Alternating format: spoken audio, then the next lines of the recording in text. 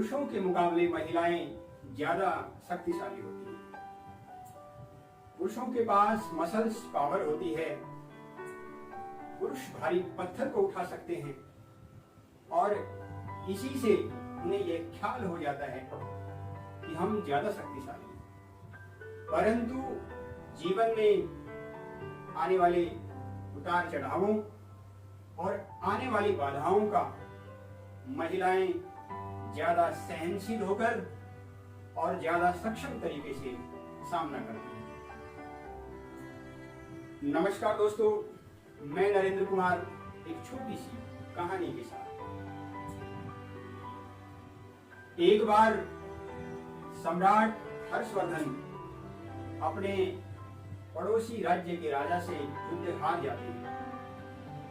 सम्राट हर्षवर्धन को गिरफ्तार करके जब पड़ोसी राज्य के राजा के सामने पेश किया जाता है तो पड़ोसी राज्य का राजा हर्षवर्धन से कहता है कि बोलो तुम्हारे साथ कैसा व्यवहार किया जाए।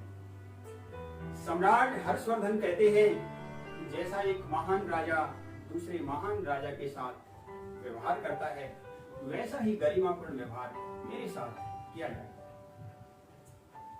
शत्रु राज्य का राजा हर्षवर्धन से कहता है कि मैं तुमसे एक सवाल पूछता हूं और यदि तुम मेरे द्वारा पूछे गए सवाल का हल ढूंढकर ला पाने में समर्थ रहे तो मैं तुम्हारा जीता हुआ राज्य तुम्हें वापस लौटा दूंगा।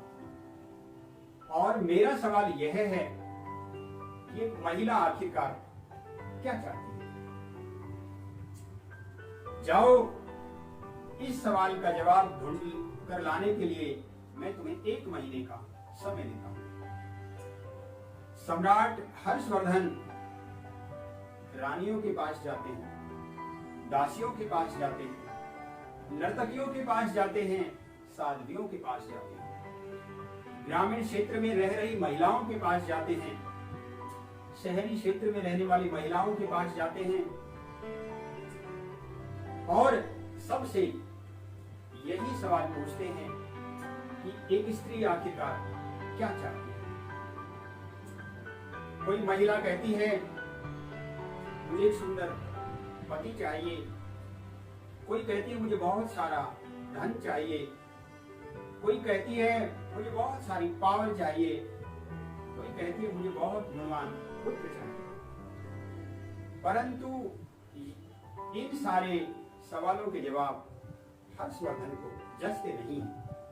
उन्हें नहीं लगता कि इन सवालों के जवाबों में से एक जवाब यदि मैं शत्रु राज्य के राजा के पास लेकर जाता हूं तो वह मेरा जीता हुआ राज्य मुझे वापस लौटा देगा।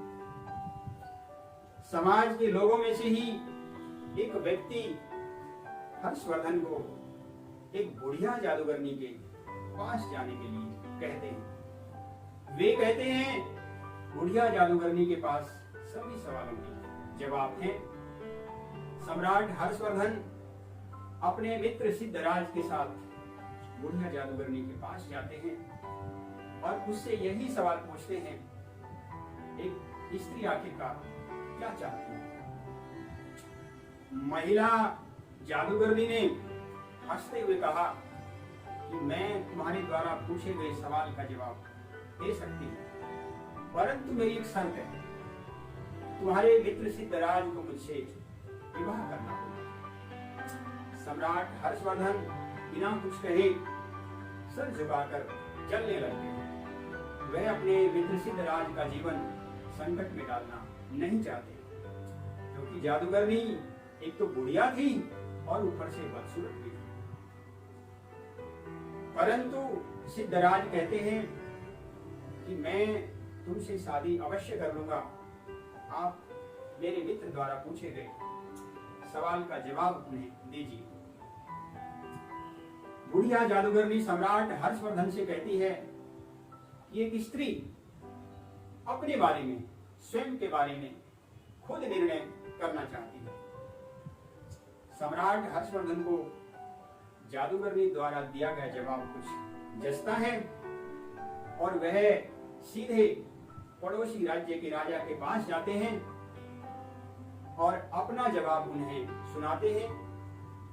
पड़ोसी राज्य के राजा को उनका जवाब पसंद आता है और वे उनका जीता हुआ राज्य ससम्मान उन्हें वापस लौटा देते हैं। इधर सिद्धराज दिए गए वचन के मुताबिक बुढ़िया जादूगरनी से विवाह कर लेता है।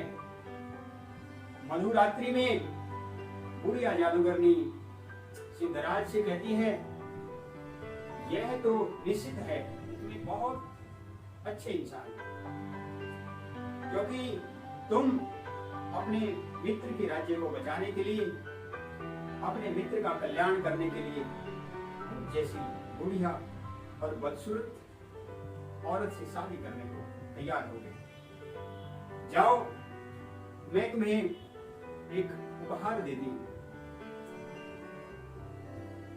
मैं 24 घंटे में से 12 घंटे रूपसी बनकर रहूंगी। तुम मुझे बताओ कि कौन से 12 घंटे में मैं तुम्हारे लिए रूपसी बनकर रहूं। सिद्धराज ने कहा, यह निर्णय भी आप स्वयं करो। सिद्धराज द्वारा दिए गए जवाब से प्रसन्न होकर जादूगरनी कहती है, जाओ, अब से मैं तुम्हारे लिए 24 घंटे रूपसी बनकर रहूंगी। दरअसल मैं रूपसी ही हूं। यह चोला तो मैंने समाज के कुछ बदनीयत लोगों से अपने आप को बचाने के लिए ओढ़ा हुआ है। इसके बाद सिद्धराज और वह जादूगरनी प्रेम से एक दूसरे के साथ रहने लगते हैं। दोस्तों,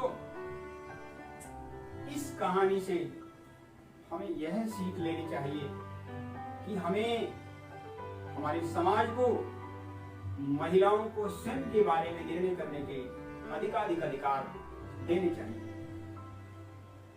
महिलाओं के हृदय में पुरुषों के मुकाबले अधिक प्रेम होता है। महिलाएं ज्यादा विनम्र होती हैं। पुरुषों ने दुनिया में युद्ध खड़े किए हैं और यदि महिलाओं के हाथ में कमान हो गई तो यह दुनिया प्रेममयी बनने में देर नहीं लगेगी। दोस्तों, कहानी आपको कैसी लगी कमेंट बॉक्स में लिखकर जरूर बताएं और अधिकाधिक इसे शेयर करें। फिर आपसे नई कहानी के साथ मिलना होगा। तब तक के लिए नमस्कार। जय हिंद, जय भारत।